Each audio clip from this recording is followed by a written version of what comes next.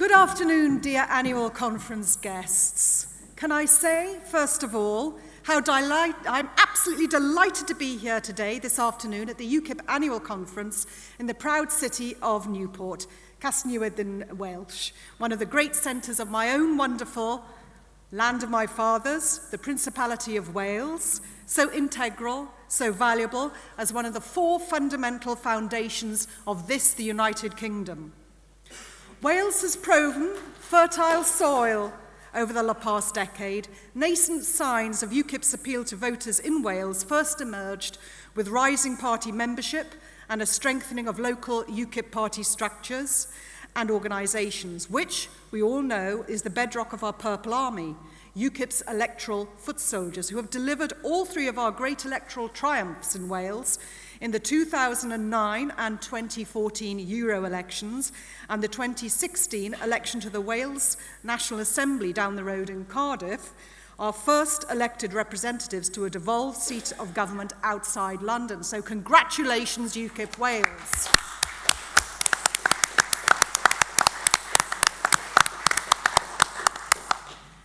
There has been widespread revulsion across Wales at the nepotism, cronyism, and noses in the trough of prominent parliamentary Welsh Labour figures, enriching themselves on the EU gravy train, sidling into ermine-lined fur coats of the Westminster elite. Lord this, lady that, 6 sinecures each, golden EU pension pots for life, multiple homes and dynasty building ties with other EU elites such as Scandinavia. Thus Labour has very much severed itself from its roots in Wales. Equal reactions of disgust and despair at the vapid promises and the holier-than-thou so-called principles so easily abandoned in exchange for a seat in the cabinet with David Cameron.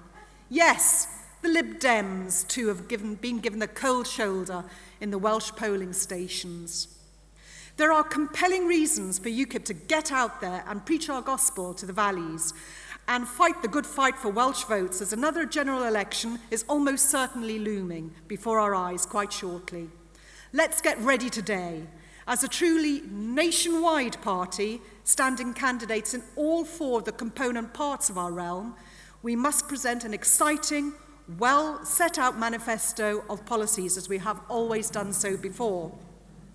Of all the policy areas we should have on our election stall, I firmly believe that taxation is going to be only second to Brexit at the next poll. So there you have it. I'm now going to talk to you today, yes, about tax, one of the most hated words in the dictionary of politics. Well, I'm glad you're still here. I was expecting a few of you to shuffle off to the cafe, towards the doors, but no, I know that UKIPers are made of sterner stuff, so with an act of astonishing generosity on my part, I'm now going to offer you a broad brush programme for our party's next manifesto on taxation. My programme, and you're going to be hearing it here for the first time, is unashamedly a bonfire of the taxes. UKIP must win over voters with a pledge that we will always minimise the burden of taxation on our citizens and we'll always maximise value for taxpayers' money. Absolutely.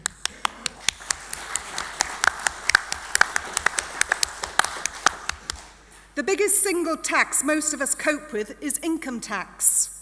My proposals here are essentially threshold-based rather than percentage rates of tax. Currently, the first $12,500 in someone's earnings is tax-free at 0%. UKIP will raise this first tax threshold to the first £20,000 of a worker's annual income. I will say that again.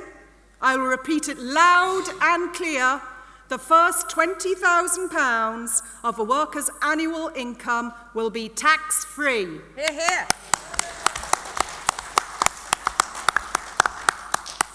Then, above 20%, the basic rate income tax of 20% cuts in and runs up to £50,000 on the current taxation system. This ceiling of annual earnings will be increased to £65,000. So from £20,000 to £65,000, the taxation burden will be a mere 20%. A higher rate levy of 40% will be applied on the annual income rate above the new UKIP 20% tax ceiling of £65,000, and the current highest income rate tax of 45% is scrapped altogether. So, within one term of office, or one parliament if you like, we could scrap the wasteful, bureaucratic nightmare of the tax credit system altogether, simply by allowing workers to keep more of their pay out of the clutches of the taxman. We will therefore go back to 3 rates of income tax, 3 thresholds, and those thresholds will increase every year by an inflation-linked minimum every tax year. After that, the next biggest tax take for most of us is national insurance, which works out at 12% at the basic rate threshold until a higher rate threshold is reached, and thereafter it's 2%. My proposal is to keep this in place, but there will obviously be a slight increase for those earning £65,000 plus.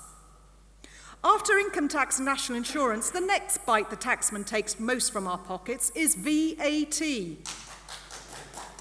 Our change here will be simple. The current burden is about 20% on everyone as a sales tax.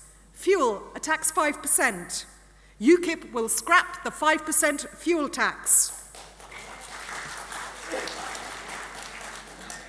Overall, the VAT rate should be set at 10%.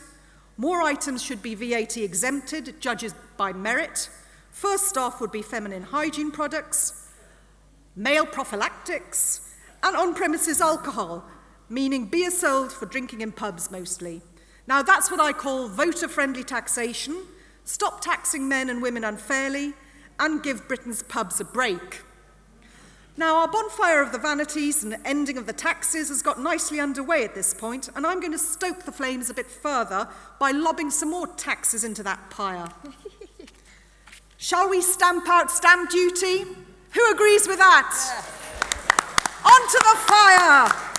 Let's get rid of stamp duty. The next one. Till death us do part, time to bury the inheritance tax. Onto the fire, get rid of it.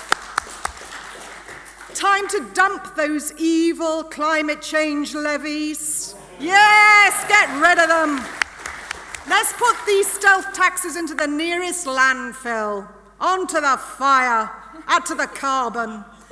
Now, are we going to turn off the TV tax? The TV licence has reached the end of the show. We've had enough of the repeats, haven't we? Let's switch it off once and for all. Let's axe the propaganda tax. Onto the fire. Now, I've done some broadcasting of all of this, and I can assure you that the bottom line is this. For almost all earners in the United Kingdom, for every fiver they keep in their pockets, after all the current avalanche of taxes, these proposals, these UKIP tax proposals, will be putting an extra £3 in their pockets. We could therefore be cutting the tax burden by 30% for the average citizen. Now, we should be brave and get on to drafting the finer details of our tax policy this week. We need to offer the platform to voters that they can trust. We need to give voters new hope and free up everyone to imagine a life enhanced, free of the shackles of the taxman, the government, and overweening bureaucracy.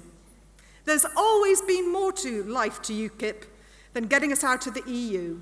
And we all here send our hopes and prayers to the law lords and hope that they will allow us to leave the EU.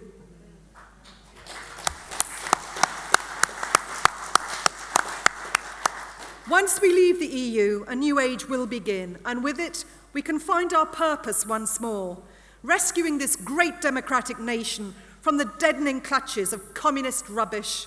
And where else to start than restoring sanity, common sense, and honesty to our decrepit and Byzantine tax system. As Chancellors of the Exchequer have said to the House of Commons on budget days over the years, I commend my cut the tax burden, free the people deal to this party's annual conference, and I thank you for your kind attention. Thank you very much. Thank you, Liz.